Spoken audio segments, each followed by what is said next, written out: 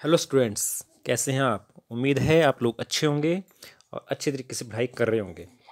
तो आज हम बात करेंगे आयनिक बॉन्ड्स के बारे में। आयनिक बॉन्ड या आयनिक बंध, इसके बारे में आज का वीडियो है। ध्यान से सुनिएगा, ध्यान से पढ़िएगा इसको। तो सबसे पहले हम बात करें आयनिक बॉन्ड किन्हें कहते हैं। तो आयनिक बॉन्ड मीन्स आयनिक शब्द जो है आयन, ये आयन जो शब्द है इनके बीच में बनने वाले जो बॉन्ड होते हैं, इनके बीच में जो बॉन्ड होंगे उनको अब आयनिक बॉन्ड कहेंगे। अब हमें पता है कि आयन कैसे बनते हैं।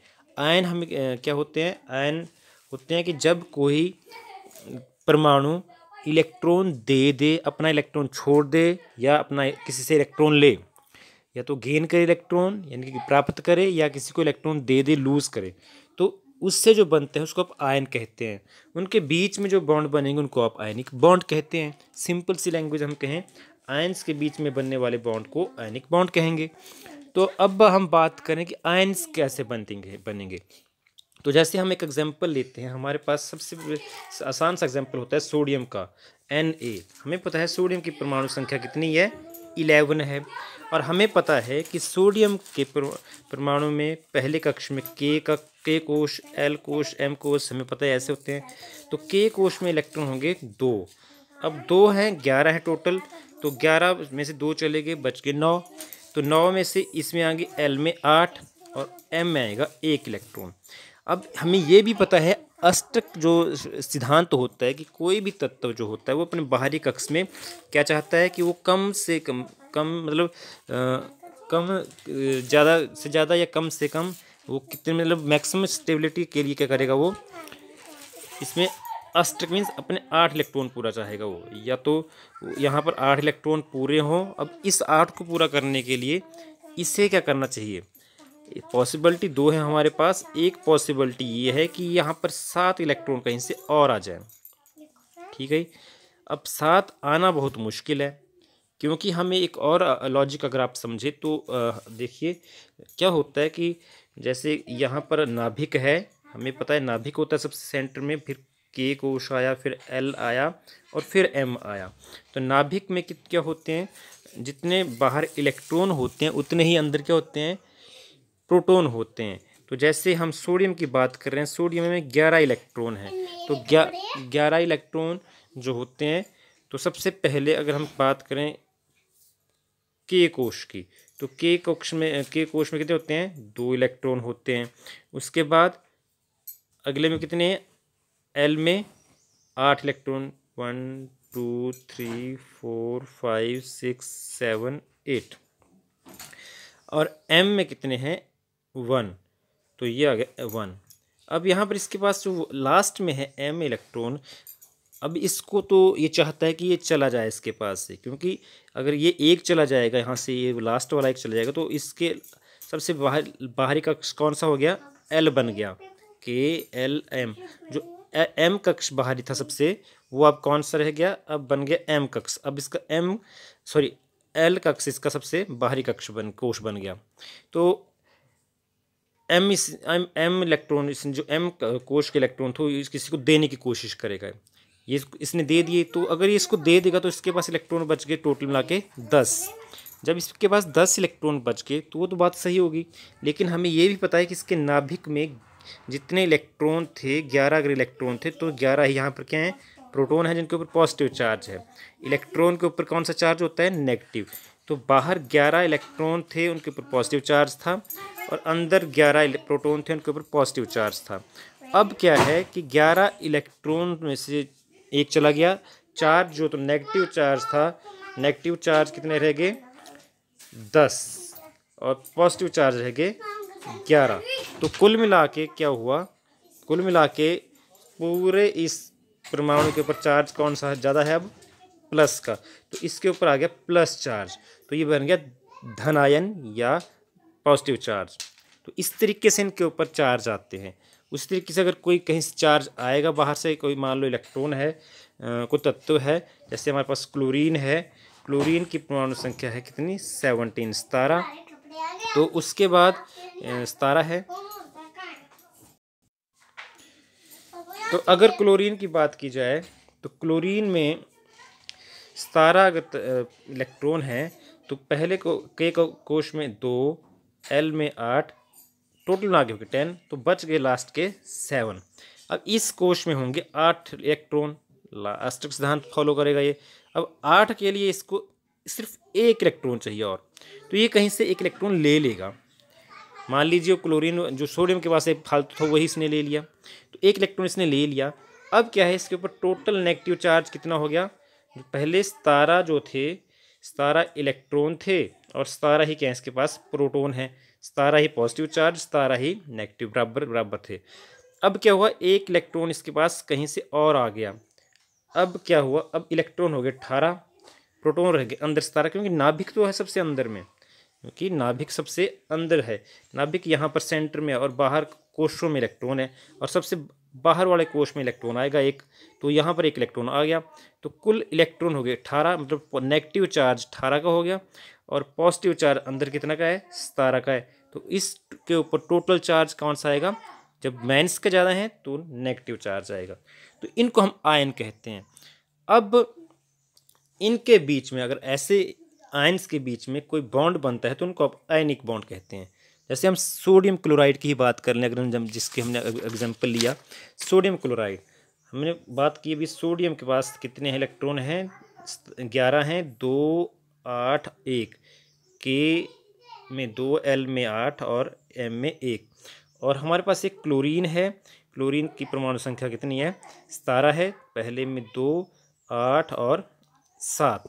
अब यहाँ पर क्या हो सकता है, यहाँ पर पॉसिबिलिटी ये है कि ये सोडियम जो है इसका 1 इलेक्ट्रॉन अपना दे दे और यहाँ से वो इलेक्ट्रॉन कहाँ आ जाए, क्लोरीन के पास आ जाए, तो यहाँ पर 8 पूरे हो जाएंगे और इसका भी अंदर वाला कक्ष जो है पूरा भरा होगा।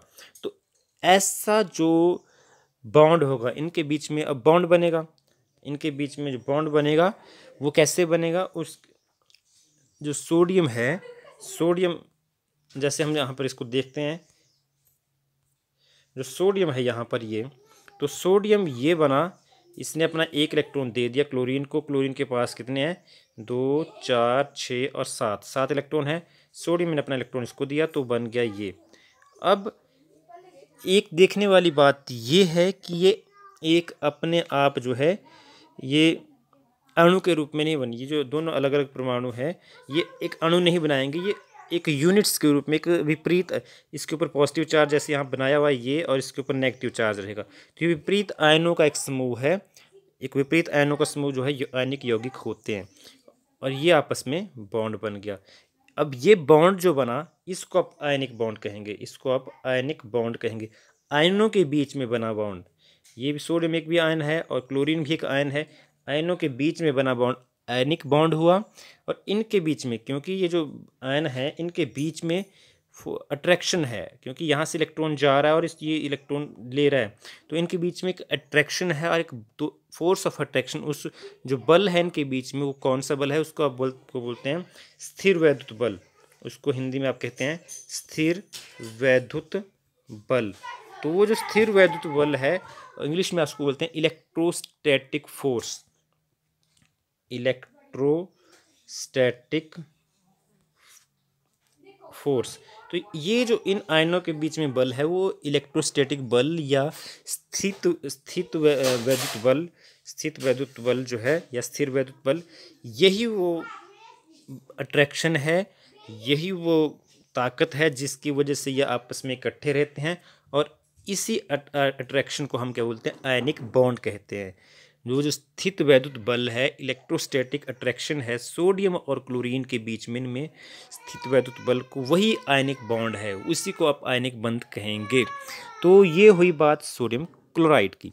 एक और एग्जांपल हम ले लें, जैसे इसको हम देख लें, एक और पिक्चर है हमारे पास, जैसे यहाँ पर ये था के कोश में 2 इलेक्ट्रॉन, एल में 2, 4, 6, 8 इलेक्ट्रॉन हो गए 10 और 1 इलेक्ट्रॉन यहाँ से मूव किया, क्लोरीन के पास चला गया, इसके पास 1 इलेक्ट्रॉन का घाटा था और ये यहाँ पर आया तो ये पूरा हो गया। तो ये जो सोडियम जो था ये इसके पास प्लस चार्ज आ गया, सोडियम कैटायन बन गया, और ये नेगेटिव चार्ज आ गया, ये एनायन बन गया।